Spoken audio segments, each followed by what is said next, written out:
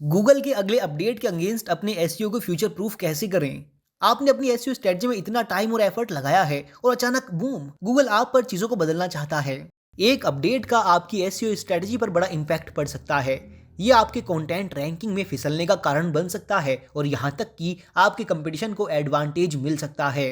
अगर आप तैयार नहीं हैं, आपकी एसईओ स्ट्रेटजी को फ्यूचर प्रूफ करना बहुत ही जरूरी है, क्योंकि हर समय अपडेट्स होते रहते हैं। इनफैक्ट 2016 के बाद 16 गूगल कोर अपडेट हुए हैं। आपकी एसईओ स्ट्रेटजी को फ्यूचर प्रूफ करना बहुत ही ज़रूरी है, क्योंकि हर समय अपडेट्स होते हैं।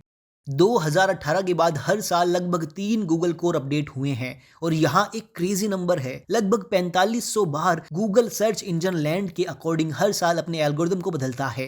अब इनमें से ज़्यादातर चेंजेस बड़े नहीं हैं, इसलिए आप उन पर ध्यान नहीं देंगे, लेकिन फिर भी ये बहुत समय है जो गूगल के एल्गोरिदम को एडजस्ट करने और सुधार करने में जाता है। और इनमें से कुछ चेंजेस इतने छोटे हैं कि आपका ट्रैफिक बस थोड़ा ऊपर या थोड़ा नीचे जाएगा और आपको इनसे कोई फर्क नहीं पड़ेगा। लेकिन समय समय पर आपके पास एक मेजर अपडेट होने वाला है जो आपके ट्रैफिक को बहुत ज़्यादा बदल देता है। ये वो है जिनसे आपको फ्यूचर प्रूफ होने की ज़रूरत है। तो आप अपने एसईओ को फ्यूचर प्रूफ कैसे कर सकते हैं ताकि आप गूगल के अगले अपडेट से आगे रह सकें? ये क्या हो सकता है, नीचे कमेंट करें। मैं आपको एक हिंट देता हूँ, यूज़र एक्सपीरियंस पर फोकस करें। एक बात सोचो, सभी गूगल अपडेट का ओवरऑल एक ही गोल होता है, एल्गोरिदम को ह्यूमन बिहेवियर के प्रति ज़्यादा रिफ्लेक्टिव बनाना। इसलिए सोचें कि लोगों के लिए सबसे अच्छा क्या है, ना कि गूगल के लिए सबसे अच्छा क्या है। इस तरह से वो पेजेस जिन्हें यूज़र एक्चुअली में खोज रहे हैं और जिन पर टाइम स्पेंड कर रहे हैं, वही सबसे अच्छा करते हैं।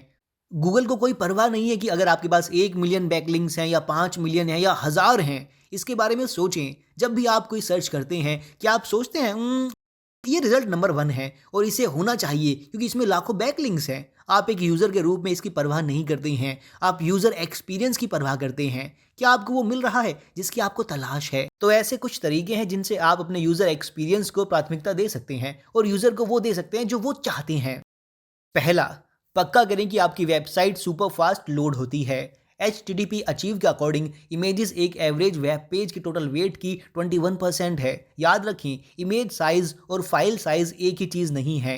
इमेज साइज इमेज के डायमेंशन को संदर्भित करता है, जैसे ये आपकी स्क्रीन पर कितना बड़ा दिखता है। क्या ये पूरा मॉनिटर लेगा या थोड़ा सा? ये इमेज साइज का एक एग्जाम्पल है, लेकिन आपके पास स्टोरेज स्पेस भी है।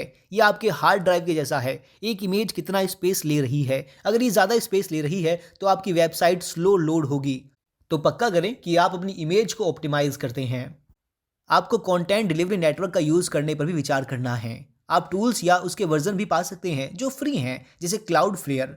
इन्हें CDN के रूप में भी जाना जाता है। ये आपकी साइट को दुनिया भर के सर्वर में डाल देगा। तो इस तरह से अगर इंडिया में कोई मेरी साइट पर आ रहा है, भले ही इसे टैक्सेस में होस्ट किया गया है, वो उस साइट को इंडिया में एक सर्वर से खींच सकता है। ये काफ़ी हद तक मेरी नकल करने जैसा है, जो दुनिया भर में लोगों के सभी अलग अलग सर्वर से करीब है। तो इस तरह से साइट तेज़ी से लोड होती है। यूज़र एक्सपीरियंस को बेहतर बनाने के लिए एक स्ट्रेटेजी जो मुझे पसंद है, वो है उस कंटेंट के बारे में सोचना जिसे आप प्रेजेंट कर रहे हैं। देखो, जब गूगल पर लोग कुछ सर्च करते हैं, आमतौर पर वो अपनी प्रॉब्लम के सॉल्यूशन को खोज रहे होते हैं। क्या आप जल्दी से जल्दी उन्हें आंसर दे रहे हैं या उन्हें 5000 शब्द पढ़ने पड़ रहे हैं? मुझे नफरत है कि एसईओ कहता है कि गूगल में रैंक करने के लिए आपको 5000 शब्दों का आर्टिकल बनाना होगा। अगर कोई जानना चाहता है कि 2+2 कितने होते हैं, तो क्या आपको लगता है उन्हें 5000 शब्दों के आर्टिकल की ज़रूरत है? या अगर गूगल कर रहा है कि टाई कैसे बांधते हैं, मान लेते हैं मैं वो कंपनी हूँ जो टाई बेचती है, तो क्या आपको लगता है कि टाई बांधने के ऊपर उन्हें 5000 शब्दों की ज़रूरत है? नहीं, मुझे टाई बांधने के ऊपर कुछ एनिमेटेड जिफ्स और वीडियोस दिखाएं, वो ज़्यादा यूजफुल है। लोग जितनी जल्दी हो सके आंसर चाहते हैं, ये अच्छा यूज़र एक्सपीरियंस है। दूसरी चीज़ जो मैं करना पसंद करता हूँ, अपनी वेबसाइट पर डालने के लिए क्रेजी एग जैसे टूल का यूज़ करना। ये आपको हीट मैप दिखाता है कि लोग कहाँ क्लिक कर रहे हैं और कहाँ नहीं, कहाँ उनका माउस मूव कर रहा है और कहाँ नहीं, वो कितनी दूर तक आपके पेज को स्क्रॉल कर रही हैं और कितना स्क्रॉल नहीं कर रही हैं। ये आपको बताएगा कि अपने यूज़र एक्सपीरियंस को इम्प्रूव करने के लिए आपको क्या करने की ज़रूरत है, क्योंकि आप देख सकते हैं कि लोग कहाँ अटक रही हैं और कहाँ नहीं। जब यूज़र एक्सपीरियंस की बात आती है तो एक और स्ट्रैटेजी जिसका लाभ उठाना मुझे बहुत पसंद है, वो है कंपेटिटिव रिसर्च करना। तो आप गूगल पर किसी स्पेसिफिक कीवर्ड के लिए रैंक करने के लिए कोशिश कर रही हैं। अगर आप उन कीवर्ड्स को नहीं जानते हैं जिनके लिए रैंक करना है, तो गूगल सर्च कंसोल पर जाकर लॉगिन करें, अपना डोमेन नेम डालकर उसे ऐड करें। ये आपको वो सभी कीवर्ड्स बताएगा जहां से आपको ट्रैफिक मिल रहा है।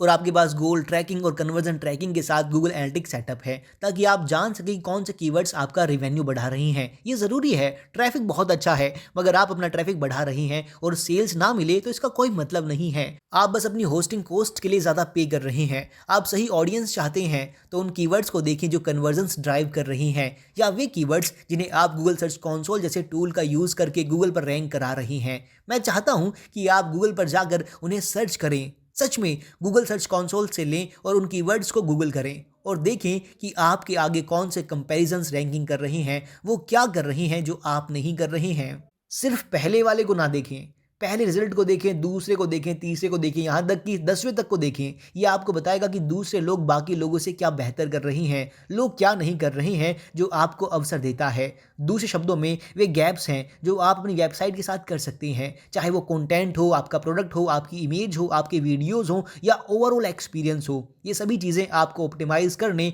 और कंपटीशन को हराने के लिए मदद करेगी।